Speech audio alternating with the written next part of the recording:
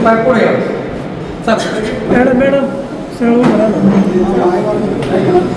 माननीय व्यासपीठ, प्रत्येकाची नावं घेतली, व्यासपीठ खूप मोठं आहे आपलं.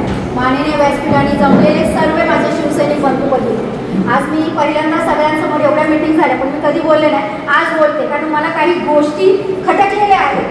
अजूनपर्यंत शांततेत घेत राहिलो, पक्ष बांधणी हे त्या सगळ्या गोष्टींमुळे गप्प राहिलो. पण आज काही गोष्टी आहेत. खूप जबाबदार व्यक्तिमत्व आहे आपल्या शिवसेनेतलं आणि त्यांच्या काही फेसबुक पोस्ट आहेत त्या मला आज काही खटकलेल्या आहेत. रात्री त्यांनी त्या पोस्ट केलेल्या आहेत. म्हणजे आपले जे नेते आहेत कोणीतरी त्यांना भावी आमदार म्हणावं, त्याच्यासाठी जाहीर सभा घ्यावी हे चुकीचं आहे. आमचे शिवसैनिक एवढे काही हे नाही आहेत किंवा आमचे नेते कोणी हे नाही आहेत की त्यांना सभा घेऊन कोणीतरी भावी आमदार म्हणावं म्हणून. कारण ऑलरेडी त्यांनी आमदारकीचे इलेक्शन्स लढलेले आहेत असं. त्याच्यामुळे मग त्या गोष्टी मलाही खटकलेल्या आहेत. त्याच्यामुळे त्या जबाबदार व्यक्तिमत्वाने पुढे सोशल मीडियावर काही पोस्ट करताना तेवढं भान ठेवावं की आपण हे जबाबदार व्यक्तिमत्व शिवसेनेचा आहात म्हणून, आणि अशा पोस्ट करू नये की ज्याच्यामुळे कोणाच्या भावना दुखावतील, एखाद्या शिवसैनिकाच्याही दुखावतील. त्या माझ्या दुखवलेल्या आहेत असं. आणि पक्षबांधणी हा सगळा विषय आहे. पण याच्यामध्ये काही गोष्टी होतात. काही आम्ही लेडीज आहोत किंवा काही लोक आहेत, फक्त काही लोकांचीच नावं पुढे घेतली जातात, काही लोकांचीच नावं मीडियाला दिली जातात. असं का आम्ही उपस्थित नसतो का तिथे? स्टेजवर आमची नावं घेतली जात नाही का? नाही घेतली जात एखाद्या कार्यक्रमांमध्ये? चुकीचं, ह्या गोष्टी चुकीच्या आहेत. म्हणजे जे नंदुभाऊ मगाशी म्हटले डॉमिनेट करणं हा प्रकार होतो. डॉमिनेट करू नका कोणालाही.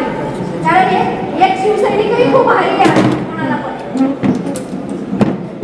इथून मागच्या तर पंचवर्ष तुम्ही पाहत अशा माझ्यासारख्या व्यक्तीनं त्याच्याही कोणत्याही याच्यात नसताना, कोणतंही पद नसताना सोशल मीडिया गाजवलेलं आहे असं. त्याच्यामुळे मला असं वाटतं की पक्षबांधणी हे सगळ्यांना धरून झाली पाहिजे. प्रत्येकाला तिथे संधी दिली पाहिजे आणि महिलांनाही विचारात व्यक्त केलं पाहिजे. हा माझा पूर्ण विषय आहे असं. आणि जे काही आहेत आज कोणी असतो, काही ठिकाणी मी नसते पण आमच्या पिंगळेताई असतात, त्यांचंही नाव घेतलं जात नाही का? नाही घेतलं जात का? त्या नसतात का? त्याही उपतालुका प्रमुख आहेत, मग का डावललं जातं? हा, म्हणजे ह्या गोष्टी डावलल्या जाऊ नये. आणि सोशल मीडियावर ज्या काही पोस्ट होतात प्लीज कोणीही अशा पद्धतीने करू नये की ज्याच्या कोणाच्या भावना दुखातील. आम्ही शिवसैनिक किंवा आमच्या पदाधिकारी एवढ्या शुल्लक नाही का कोणीतरी त्यांना भावी आमदार म्हणावं म्हणून.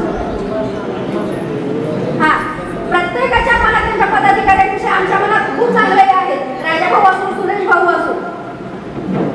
राजाभाऊनी आमदारकी निवड हे झालेली आहे. सुरेश भाऊच्या काळात आहे आणि वादग्रस्त विषय काय सर? प्रत्यक्ष राजाभाऊ आम्हाला बाकीच्या पदाधिकाऱ्यांना तुम्ही सांगा. ठीक आहे. पक्षवाढीसाठी मला काय फोन आला होता. पक्षवाढीसाठी तुम्ही सांगा. मला असं सांगण्यात आलं की तुम्ही देवदत्त निकमला हे करा, हे तुमचे नेते हे नाही ते नाही. मी म्हटलं की आम्ही आमचं पाहू आमचे नेते किती कॅपेबल आहेत किंवा काही आहेत. म्हणजे खालचा तुम्ही सर्वे करा 40 गावांचा. तर मला पर्सनली असं वाटतं की हा सर्वे झालाच पाहिजे की बाबा आपल्याला मताधिक्य कुठे कमी पडते, काय पडते त्या गावांमध्ये. पक्षवाढीसाठी ही खूप महत्त्वाची सूचना आहे की जी काही आहे. आता आपण मतनी आहे आपल्याकडे आहे कोल्हे साहेबांच्या याच्यातून आलेली. प्रत्येक गावामध्ये कुठे लीड भेटले, कुठे नाही भेटले, कुठे शिवसैनिक आहे, कुठे नाही आहे असं. तर मलाही असं वाटतं की पक्षवाढीसाठी ही खूप महत्त्वाची सोय आहे की आपला सर्वे झाला पाहिजे की आपण कुठे कमी पडतो किंवा आपल्याला काय कमी पडते असं.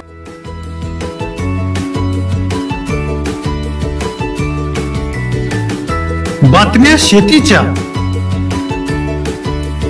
बातम्या मातीच्या, बातम्या अन्यायाच्या, गुन्हेगारीच्या,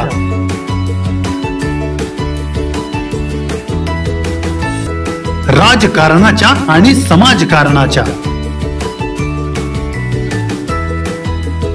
शोषणाविरुद्ध बुलंद आवाज, जनसामान्यांच्या हुंकाराची गाज, सत्कार्याला प्रोत्साहन,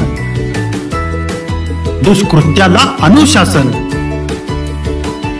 निर्भीड, निस्पृह, सडेतोड, बेधडक आणि रोखटोक म्हणजेच विघ्नहर टाइम्स. शोध बातमीचा, ध्यास सत्याचा. आपलं चॅनल, आपली बातमी. सबस्क्राईब तर कराच, पण बेल आयकॉनवर क्लिक करायलाही विसरू नका.